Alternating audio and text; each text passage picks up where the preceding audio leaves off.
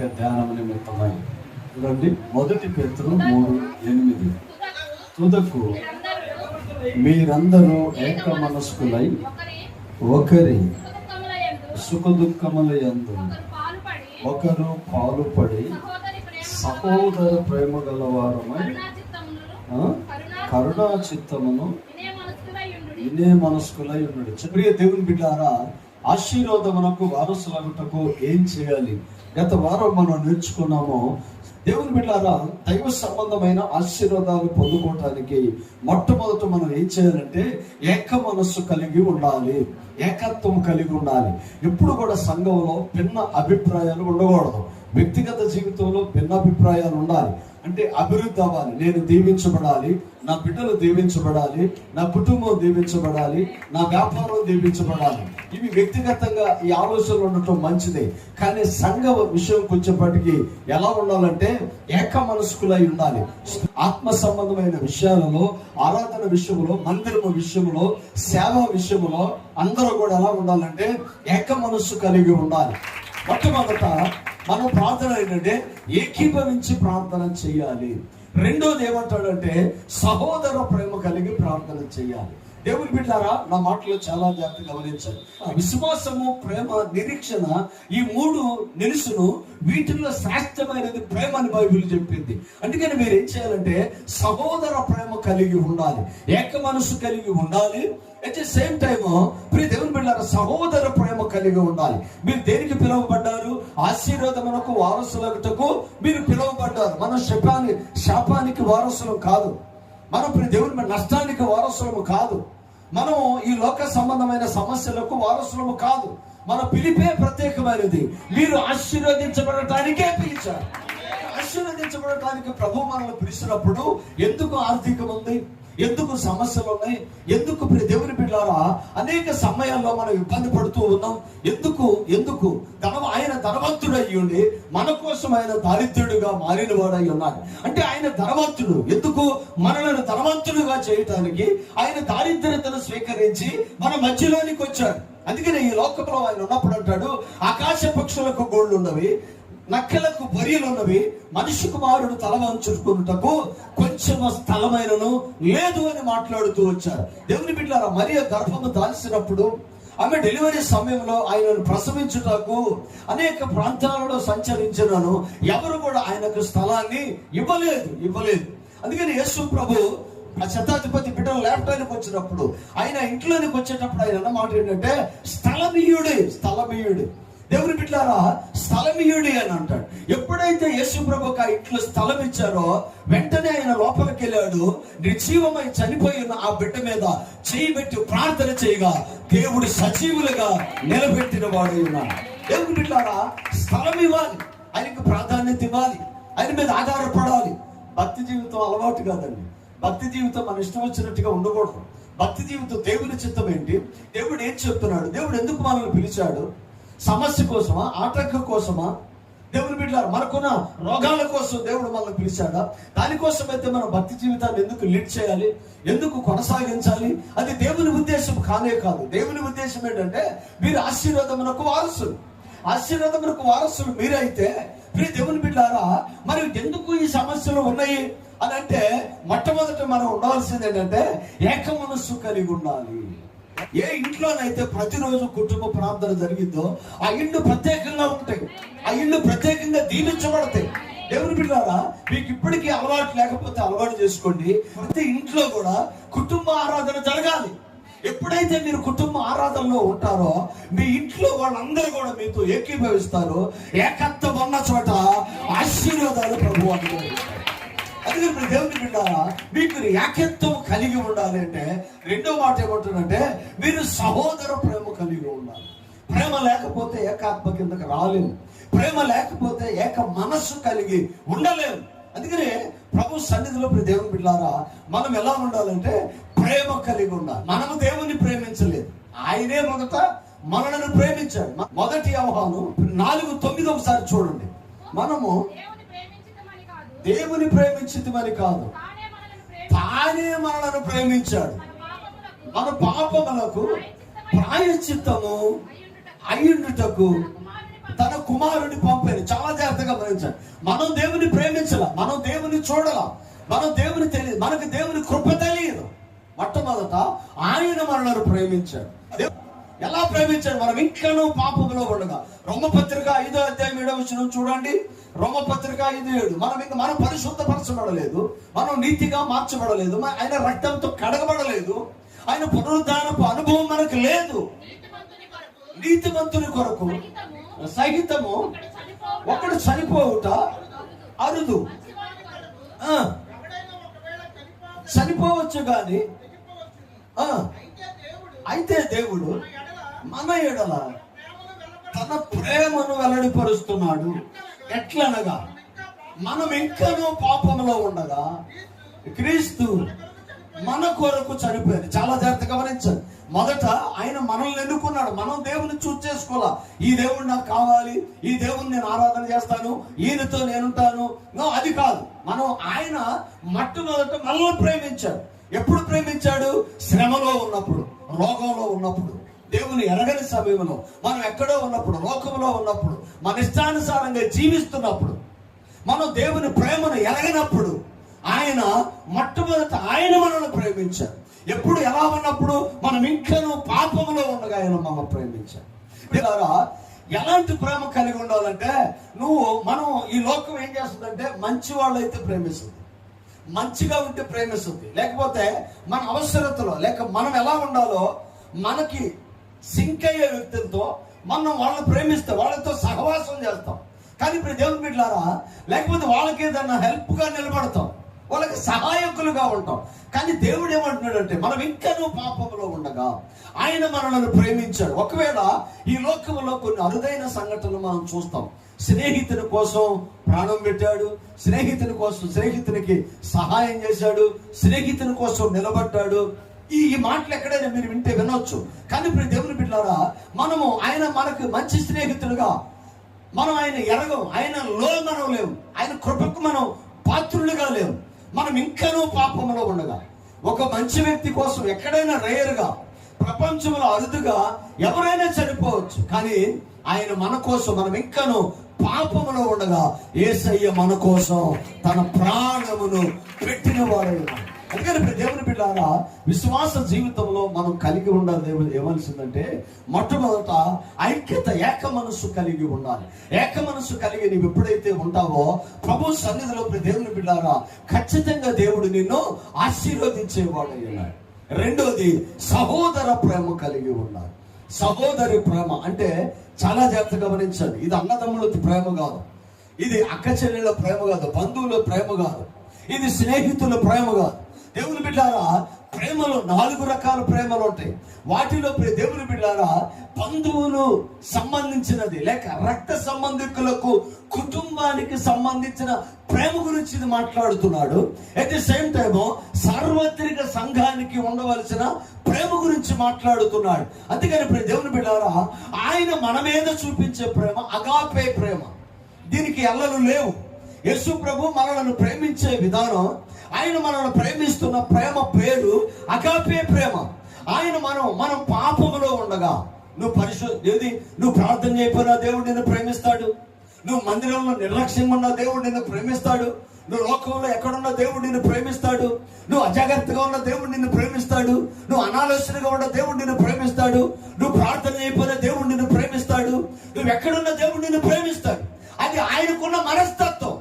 కానీ దేవుని బిడ్డలారా, మనము ఎలాంటి ఆయన బిడ్డలం గనక, ఆయనను ధరించుకొని ఉన్నాము గనక, ఆయన ఎలాగైతే ప్రేమించాడో మనము కూడా ఒకరిని ఒకరము సహోదర ప్రేమ కలిగి. ఇక్కడ మాట్లాడుతున్న మాట దేవుడు మన పట్ల చూపిస్తున్న ప్రేమల గురించి కాదు, కానీ మనం ఎలా ఉండాలి అంటే, ఆయన మనలను ప్రేమిస్తున్న ప్రకారము మనము ఒకరి ఎడల ఒకరము సహోదర ప్రేమ కలిగి ఉండాలి. ఎందుకంటే మనం ఆశీర్వదించబడటానికి పిలువబడ్డాము, శపితమైన వాటికి మనము పిలువబడలేదు. కీర్తన 33:1 కీర్తన 133:1 ప్రార్థన. సహోదరుడు ఐక్యత కలిగి నివసించుట ఎంత మేలు, ఎంత మనోహరము. అది తల మీద పోయబడి అహరోను గడ్డం మీదుగా కారి అతడి అంగీల అంచు వరకు దిగజారిన పరిమళ తైలము వలె ఉండును. సియోను కొండల మీద నుండి దిగివచ్చు హెర్మోను మంచు వలె ఉండును. ఆశీర్వాదమును శాశ్వత జీవమును అసట ఉండవాలని యెహోవా సెలవిస్తున్నాడు. ఎందుకు సహోదర ప్రేమ ఉండాలంటే మీరు ఐక్యత కలిగి ఉంటే. మొదటి వారం మనం నేర్చుకున్న మాట ఏంటంటే ప్రియ దేవుని మీరు ఆశీర్వాదమునకు వారసులై ఉండాలి. వారసులై ఉండాలంటే ఏక మనస్సు కలిగి ఉండాలి. ఇక్కడ ఏమంటాడు? సహోదరులు ఐక్యత కలిగి ఉంటే ఏం జరిగిందంట? మేలు మనోహరం. ఆ తర్వాత ప్రియ దేవుని బిడ్డారా అభిషేకం. మూడోది అభిషేకం. నాలుగోది ప్రియ దేవుని బిడ్డారా ఆయన అంటాడంట ఆశీర్వాదం శాశ్వత జీవం. అంతనే ఉన్నారా? ఆమెను హల్లెలూయా. మన ప్రభువుని ఎందుకు వెంబడిస్తాం? ఆశీర్వదించుకోవటానికి, నిత్యత్వంలో ఉండటానికి. ఆశీర్వాదం ఎక్కడ? ఆశీర్వాదం ఎక్కడ? ఆశీర్వాదం ఎక్కడ వరకు? అది ఎక్కడికి ఉపయోగపడుద్ది? భూమి మీదకి ఉపయోగపడుద్ది. భూమి మీదకి ఉపయోగపడుద్ది. దేవుని బిడ్డ నా మాటలు చాలా జాగ్రత్తగా గమనించండి. సమాధులు దొడ్డి బయట మీ బ్యాంక్ బ్యాలెన్స్లు, మీ సూట్ కేసులు, మీ డబ్బులు, మీ డాక్యుమెంట్లు స్వీకరించబడవు, ఈ లోపలికి అనుమతి లేదని బోర్డు పెట్టారంట. ఒక ఆయన సూట్ కేసులు పట్టుకొని వెళ్తున్నాడంట. 2 సూట్ కేసులు తీసుకొని చనిపోయి ఎక్కడికి వెళ్ళాడంట? సమాధుల తోటి దగ్గరికి వెళ్ళాడు. అక్కడ బోర్డు ఏముంది? ఇవి అనుమతించబడవు లోపలికి. ఎక్కడ? మీ దేవుని బిడ్డలు చాలా జాగ్రత్తగా గమనించండి. నువ్వు సంపాదించిన ఆస్తి, నువ్వు సంపాదించిన జ్ఞానం, నువ్వు సంపాదించిన సామర్థ్యం, నువ్వు సంపాదించిన డిగ్రీ, నువ్వు సంపాదించిన ఏది కూడా సమాధులు దొడ్లోనికి అనుమతి లేదు. ఆశీర్వాదాలు ఎక్కడికి? సమాధులు దొడ్డి ఇవ్వకడే. అక్కడిక్కడ 2 మాటలు ప్రస్తావన చేస్తాడు. ఆశీర్వాదం, శాశ్వత జీవం. ఈ 2 మనకు కావాలి. ఎక్కడ కావాలంటే ఆశీర్వాదం సమాధుల దొడ్డి ఇవ్వకడ. మనం నివసించిన ప్రతి రోజు డబ్బు కావాలి, సమాధానం కావాలి, ఆరోగ్యం కావాలి, మేలు కావాలి, అన్ని ఉండాలి. కానీ ఇప్పుడు దేవుని బిడ్డారా శాశ్వత జీవం ఎప్పుడు? ఈ లోక యాత్రను ముగించినప్పుడు నిత్యత్వంలో శాశ్వత జీవం మనకు కావాలి. ఆమెను హల్లెలూయా. ఇప్పుడు మనకు 2 సంపాదనలు కావాలి. 1 లోకంలో ఆశీర్వాదం, 2 నిత్యత్వంలో స్థలం కావాలి. అందుకే బాప్తిజం, అందుకే పరిశుద్ధ జీవితం, అందుకే నీతిగా జీవించటం, అందుకే ఈ లోకానికి వేరుగా ఉండి ప్రత్యేకంగా జీవించటం. లేకపోతే అందరిలా కూడా జీవించవచ్చు. ఆమెను హల్లెలూయా. అందరిలాగా జీవించవచ్చు. కానీ ఎందుకు జీవించట్లేదు మనం అంటే మనకి 2 కావాలి. 1 ఇహ సంబంధమైన ఆశీర్వాదాలు. ఇక్కడ ఉన్నాళ్ళు మనకి బిల్డింగ్ కావాలి, మనకి ఫ్యాన్ కావాలి, ఏసీ కావాలి, బండి కావాలి, లేకపోతే మనకు డబ్బు కావాలి, మనకి ఎవ్రీథింగ్ మనం అనుభవిస్తున్న అన్ని కావాలి. ఇది ఇక్కడ లోక సంబంధమైన ఆశీర్వాదం. కానీ మనం ఈ లోక యాత్రను ముగించి వెళ్ళిన తర్వాత మరి పరలోకం మనకు దొరకపోతే ఇక్కడ ఏం సంపాదించినా ఏం చేసినా ఏ ప్రయోజనం లేదు. అందుకని ఇప్పుడు దేవుని బిడ్డారా అక్కడ ఆశీర్వాదమునకు మీరు వారసులకు పిలువబడితే అందుకని మీరు ఏం చేయాలంటే చెప్పించొద్దు, దీవించండి.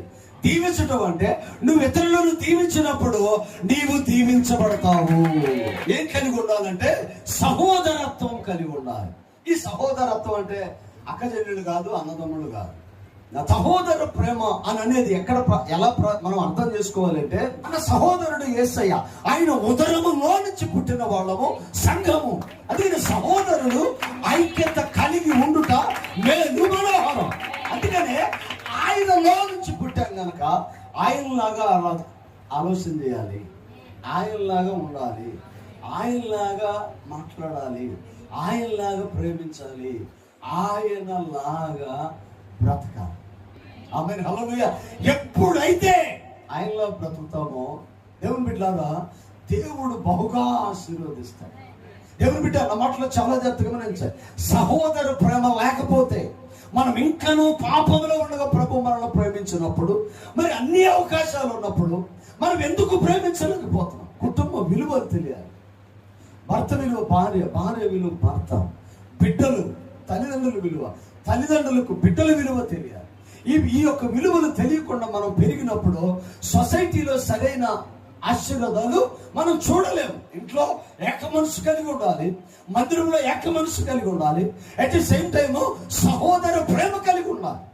ఆ ప్రేమ కలిగి ఎప్పుడైతే మనం వాక్యానుసారంగా ఆలోచన చేస్తామో దేవుడు మనం బహుగా ఆశీర్వదించే దేవుడై. ఈ కుటుంబం పట్ల నువ్వు ఎలా ఉంటున్నావు? సహోదర ప్రేమ కలిగి ఉన్నామా లేదా అది ఆలోచన చేయాలి. ఎప్పుడైతే అది ఆలోచన చేస్తావో దేవుడు మీ జీవితంలో గొప్ప కార్యాలు చేయటానికి కోరుకుంటాడు. ఆశీర్వాదము, శాశ్వతమైన జీవము అసట ఉండవాలని యెహోవా సెలవిస్తాడు. ఆయన దగ్గర 2 ఉన్నాయండి. ఒకటి ఆశీర్వాదం ఉంది, ఒకటి ఏది శాశ్వత జీవం ఉంది. 23వ కీర్తనలో ఏమంటాడు? కృపాక్షేమములే నా వెనకొస్తున్నాడు. దేవుడు కాపరిగా ఉంటే కృపాక్షేమములు మనకు అనుకుంటాయి. అంటే ఒక మనిషి ముందెళ్తుంటే ఎదర యేసయ్య కాపరిగా ఉంటాడు, కృపాక్షేమాలు వెనకమాలు ఉంటాయి.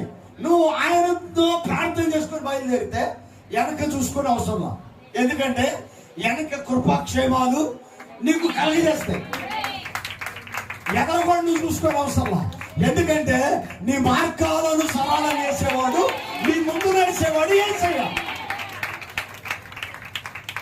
మనం ఏం చేయాలి? ఏక మనస్సు కలిగి ఉండాలి. ఎక్కడైనా ఎవరికన్నా నొప్పి కలిగితే అది మనం తీసుకొని మన బాధగా భావించి మనం ఎప్పుడైతే ప్రార్థన చేస్తామో దేవుడు మనల్ని దీవించడం మొదలు. దేవుడు నీకు ఇచ్చిన మనసును బట్టి నువ్వు వాళ్ళని ప్రేమించంతేదా. నేను చెప్పినప్పుడు దేవుని బిడ్డారా, ఒక సాధు ఒక నది ఒడ్డున ఉన్నాడు, స్నానానికి వెళ్ళాడు. సాధువు ఒక నది ఒడ్డు నుండి స్నానానికి వెళ్ళాడు.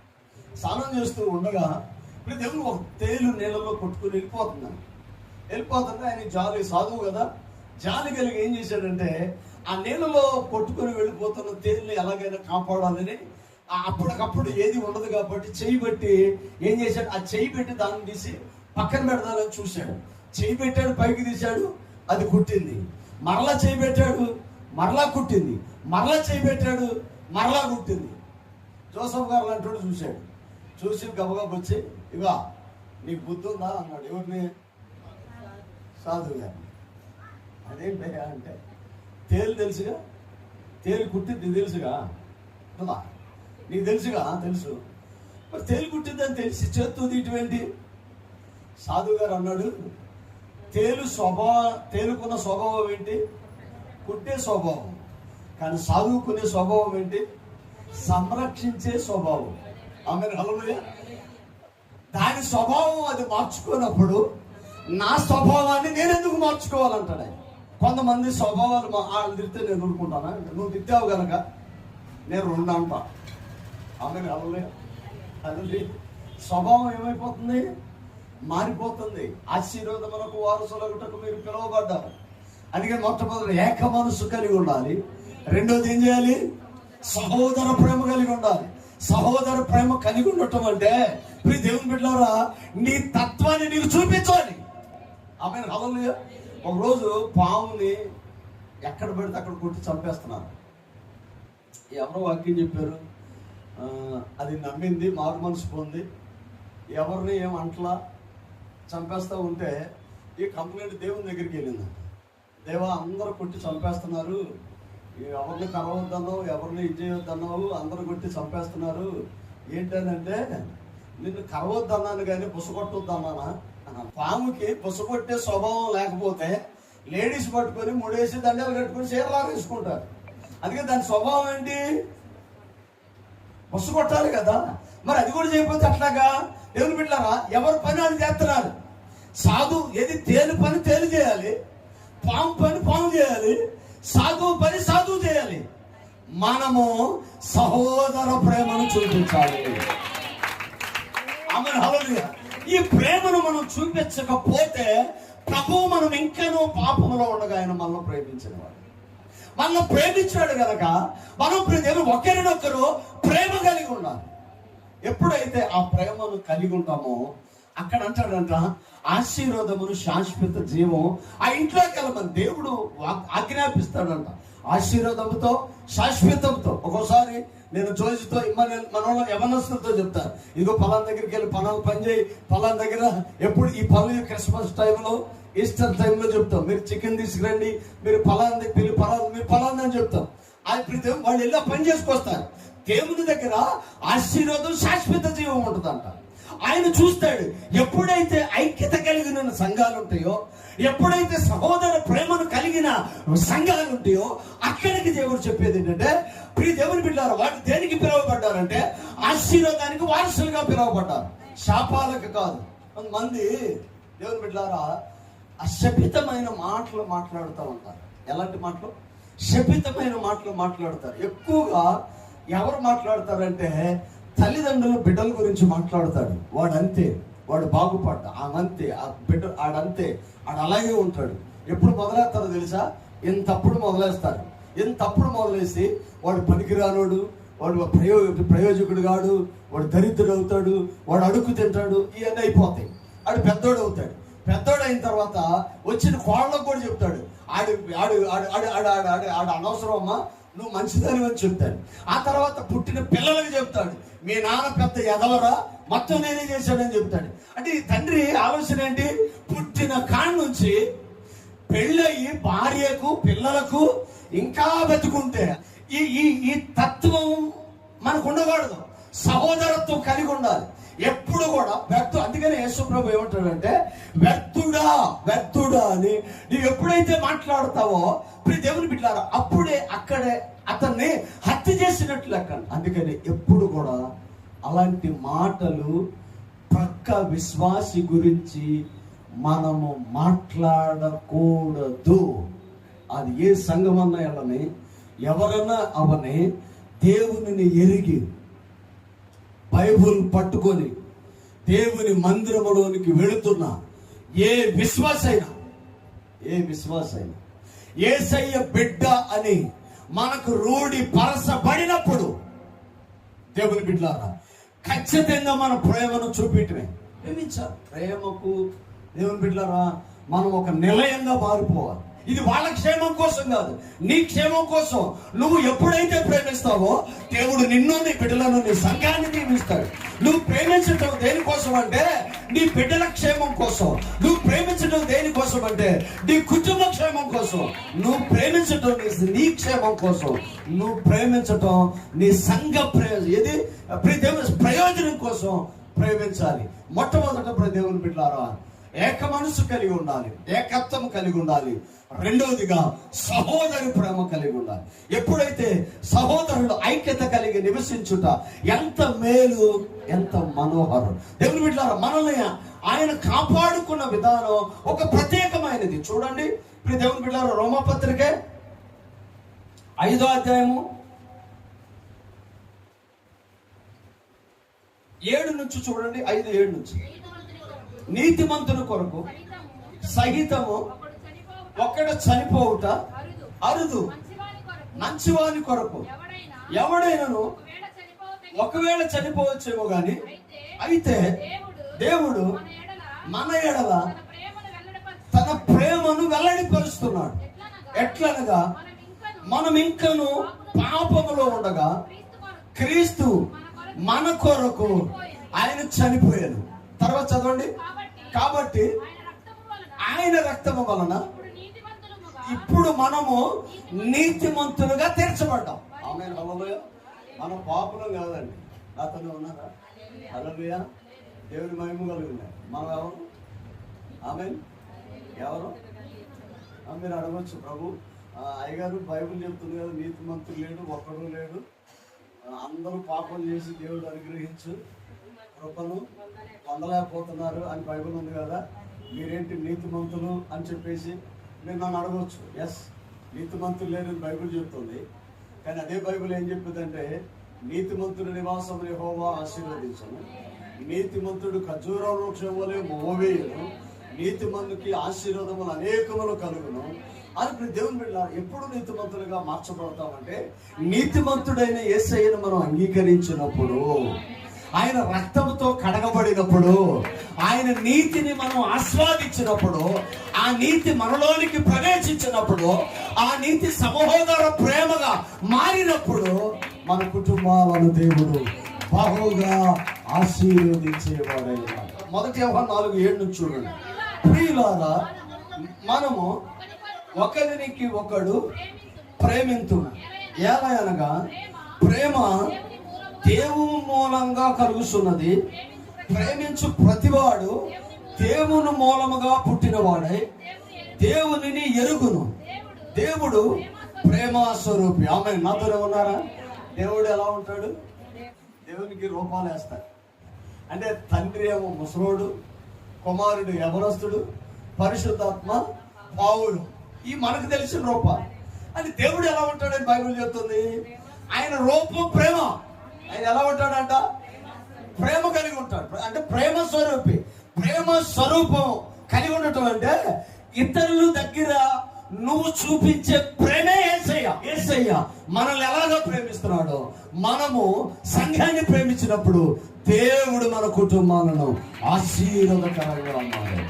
దేవుడు బిడ్డారా, మొట్టమొదట ఏక మనస్సు కలిగి ఉండాలి. ఆశీర్వాదమునకు వారసులకు మీరు పిలువబడ్డారు.